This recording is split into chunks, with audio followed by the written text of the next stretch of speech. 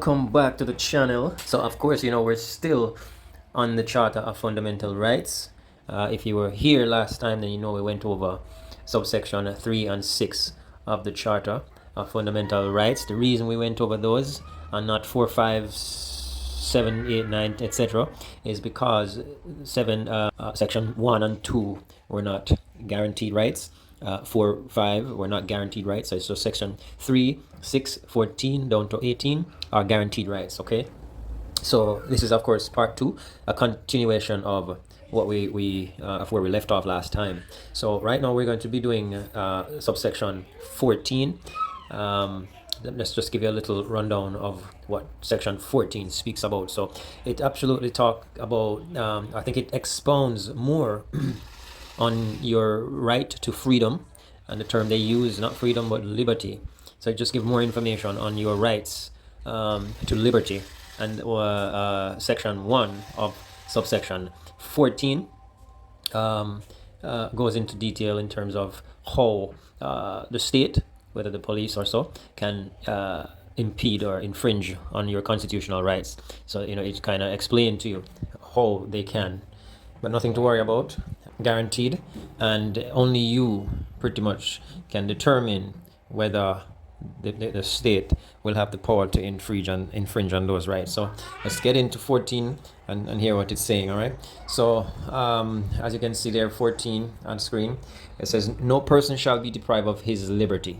All right, no person shall be deprived of his freedom except on reasonable grounds and in accordance with fair procedures established by law in the following circumstances: A, in consequence of his unfitness to plead guilty, sorry, not guilty, but to plead to a criminal charge. And in my opinion, somebody who is mentally unstable and minors would fit that category. All right, and so in that case, if there's nobody to stand,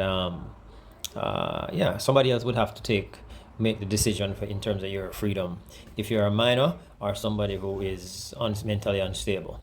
So B, the government can also infringe on your rights in the execution of the sentence or order of a court, whether in Jamaica or otherwise, in respect of a criminal offense of which he has been convicted. So you have to commit some offense in order for the government to use that section against you.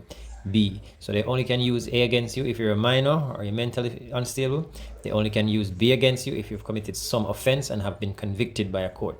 C, in execution of an order of the Supreme Court or of the Court of Appeal or such other court as may be prescribed by Parliament on the grounds of his contempt of any such court or another court or tribunal. So contempt there, the operative word there is contempt.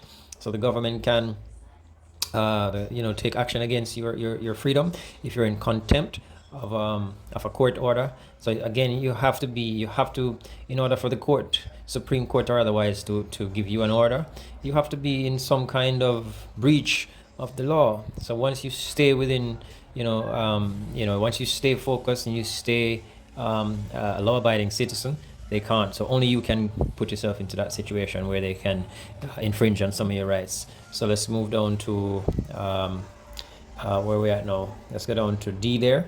So D, again, in execution of the order of a court made in order to secure the fulfillment of an obligation imposed on him by law. Again, you have to be in some kind of entanglement with the law in order for the law to be imposing anything on you. So once you stay innocent, then the court has no business imposing anything on you.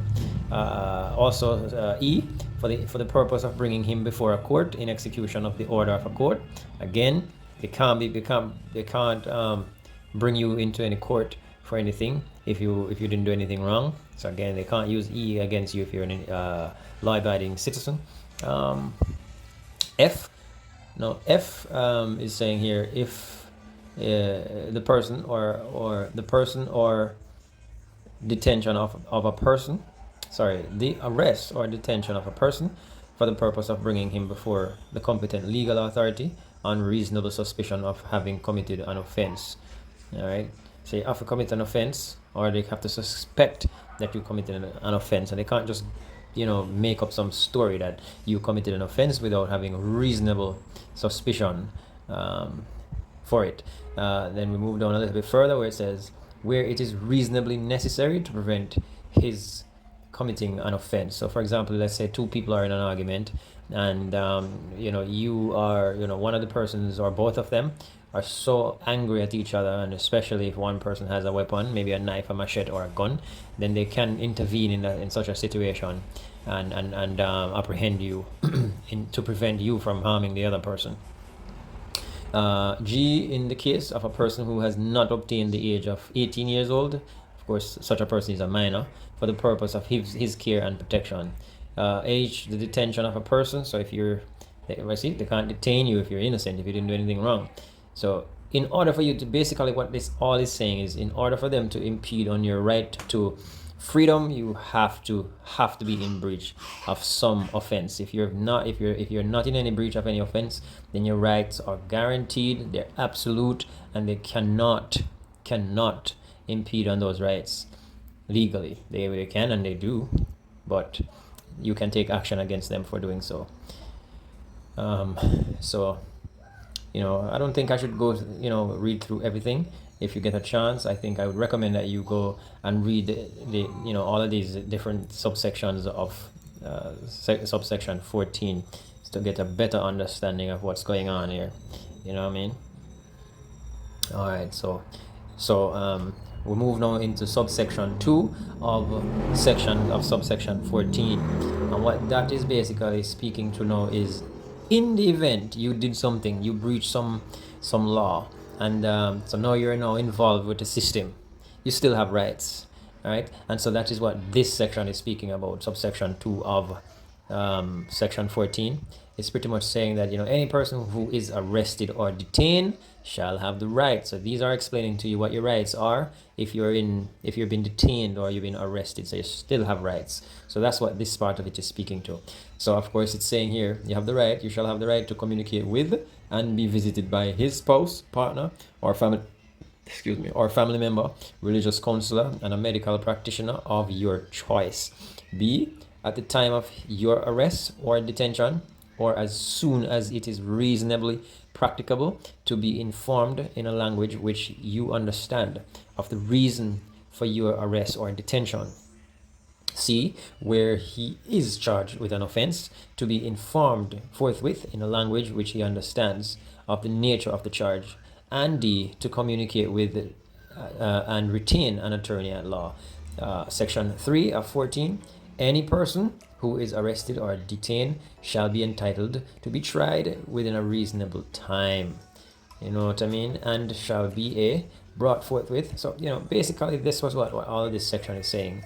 So I would recommend that you read through this passage for yourself, but it goes down. There's section 14, section 4 and 5 of subsection 14.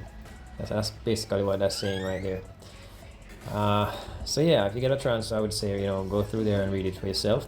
If there's anything you need explanation on, just hit me up in the comment section and I will explain it for you if you need. Or you don't have to, do that. I'd appreciate it if you comment, ask any question. That would help me as well and help the channel to grow, which I would definitely appreciate. In the meantime, I'd like to take the opportunity to say thank you for tuning in today, and also to ask you to subscribe. Hit the subscribe button, become a part of the channel. And I look forward to seeing you the next time. Next time we'll be talking about section 15, which is also a guaranteed right, and then 16 after that, and so on. All right, guys, peace out. See you next time.